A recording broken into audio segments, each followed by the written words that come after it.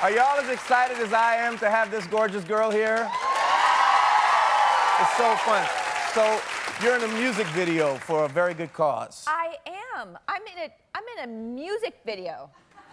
I mean, did you really expect that to come out of my mouth? But it's true.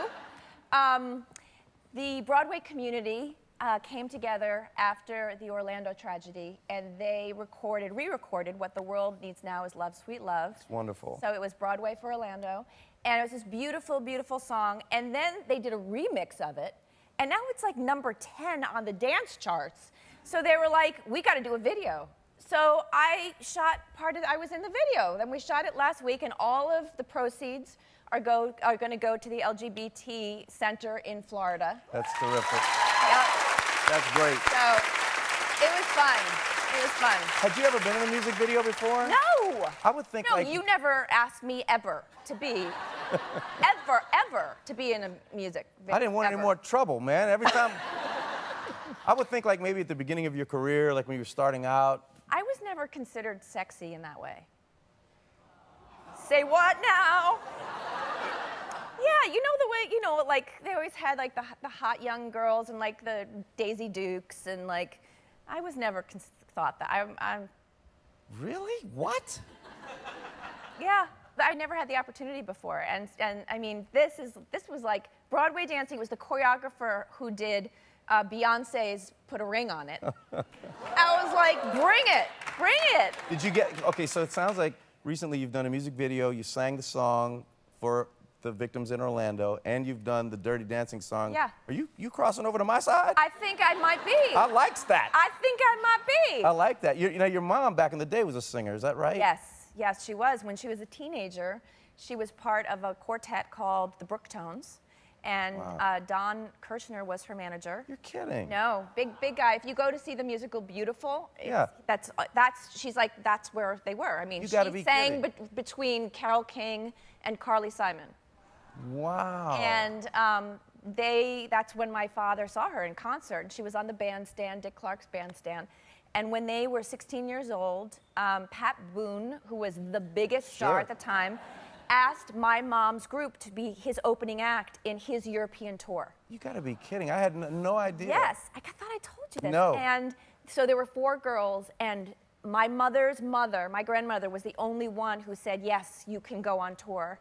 And the other 3 moms said no, so they didn't go, and within a year, all 4 were engaged and married by the time they graduated high school, and that was the end of the singing. Can you imagine how it would have turned out? I mean, it's fascinating to think what would have happened. Absolutely. God, and what would have happened to you? I wouldn't be here.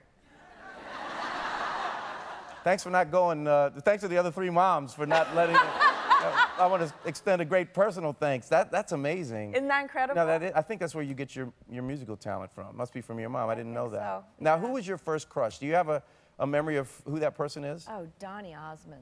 Oh. I think he was my first crush, too. Was he? Oh, yeah. Puppy Love? Yeah, no. I mean, oh, God. Wow. I don't remember him that way.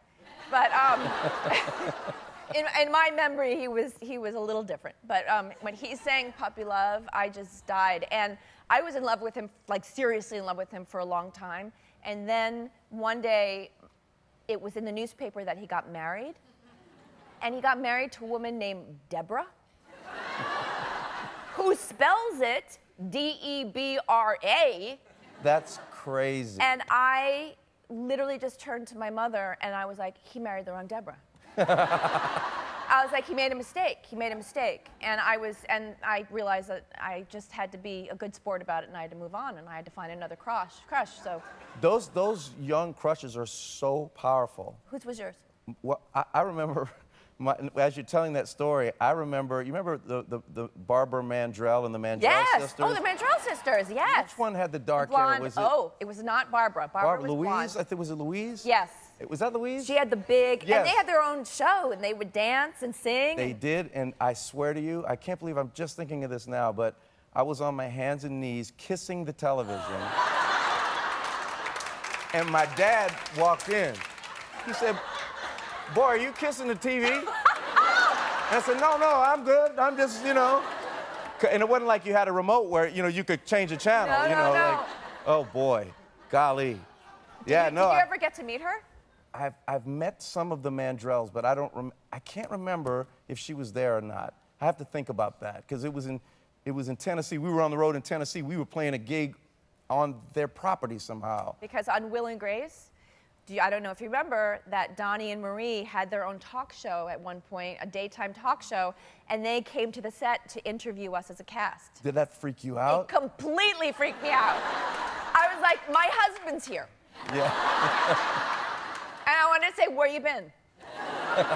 So what do you like to do when you have nothing to do? Like you're very, very busy. You've been busy since Will and Grace. I've been really busy. Well, I like to sort of just do things that are sort of soul food.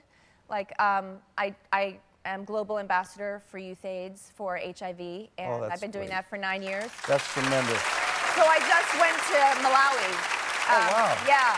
For a week I went. It was my third trip to sub-Saharan Africa, and we brought a new innovation, and then I'll go to Washington and testify on the Hill. So that's something that makes me feel good and makes me feel a part of the world. Well, it makes us feel good too. So, Sweeps, the Dirty Dancing film? Film, yeah. Yeah, that's made for TV film. Made for TV, and we can't wait for that. That's going to be incredible. And what's next right after that? Right now, I'm just traveling around the country trying to get millennials to register to vote. Good for you. Good for you.